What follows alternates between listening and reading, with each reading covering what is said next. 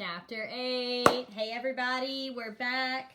We are ready to read Magic Treehouse, Sunset of the Sabertooth, written by the amazing Mary Pope Osborne, published by Random House. This is book number 7, and we are going to read today chapter 8, called The Great Parade.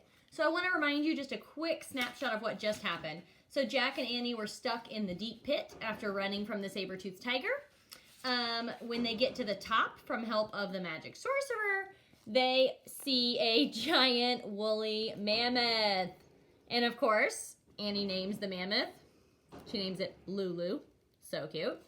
And the sorcerer gives Jack this flute made out of a mammoth bone.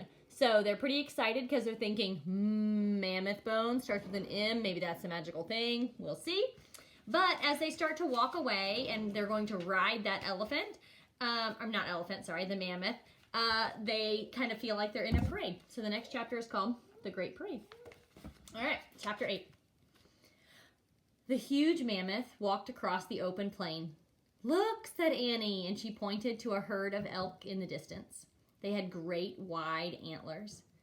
"There," said Jack as a herd of reindeer came into view. They pranced gracefully across the snow.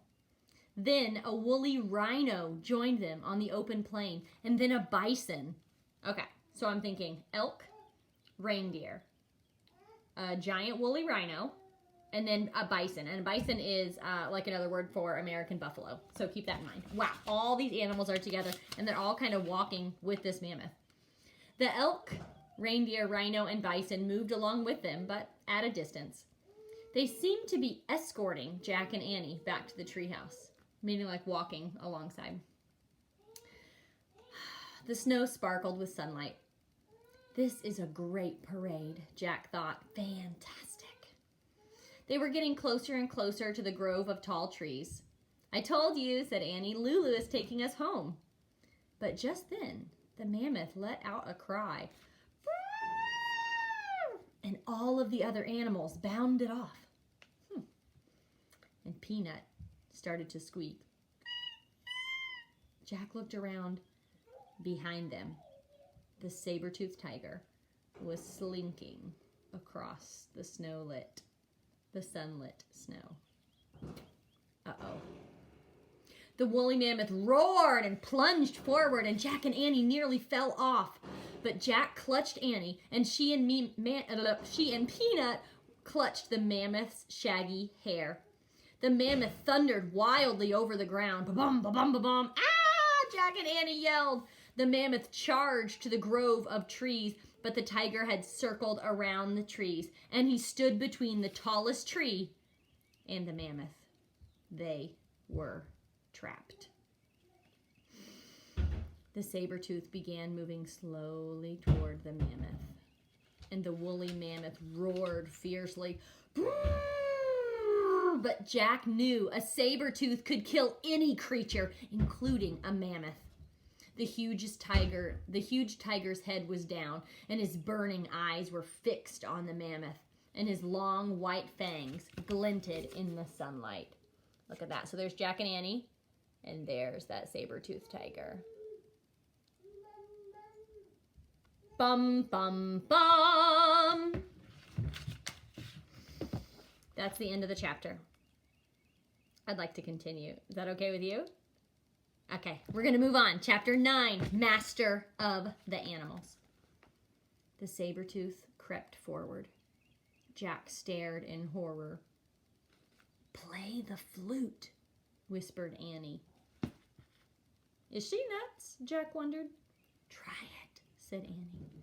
So Jack held the mammoth bone flute to his lips, and he blew. The flute made a strange sound. The tiger froze, and he glared at Jack.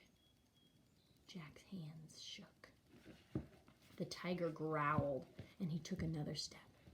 The mammoth roared and stomped the ground. Boom, boom. "Play it," said Annie. "Keep playing." So Jack blew again.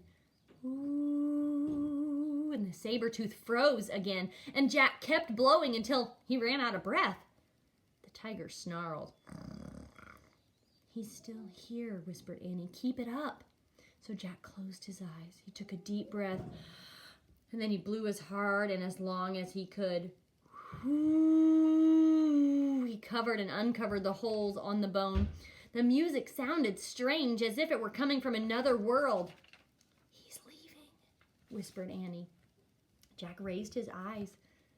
The saber-tooth was slinking off toward the cliffs. We did it, said Annie. Jack lowered the flute and he felt very tired. The mammoth waved her trunk happily. To the treehouse, Lulu, said Annie.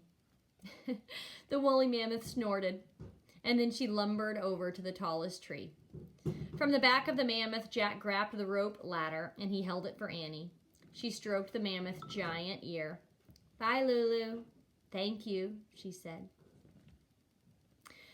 Oh, Annie grabbed the rope ladder, and then she started up, and Peanut climbed up too. And after they disappeared into the treehouse, Jack climbed up onto the ladder. But he looked back at the woolly mammoth.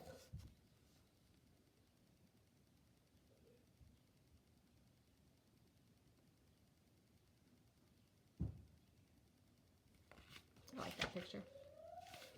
Bye, girl, he said. Go home now, and watch out for that saber-tooth. The mammoth walked away into the sunset. And when Jack couldn't see her anymore, he started up the rope ladder.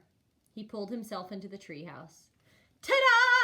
Said Annie, and she handed the Pennsylvania book to Jack. Jack smiled. Now he was positive that they had found that third M thing. Their mission was complete.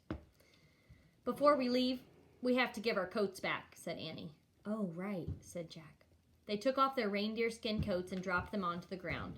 Oh, brr, said Annie. I hope the Cro-Magnon people find them. Jack stared out the window. He wanted to take one last look at the prehistoric world. The sun was setting behind the hills.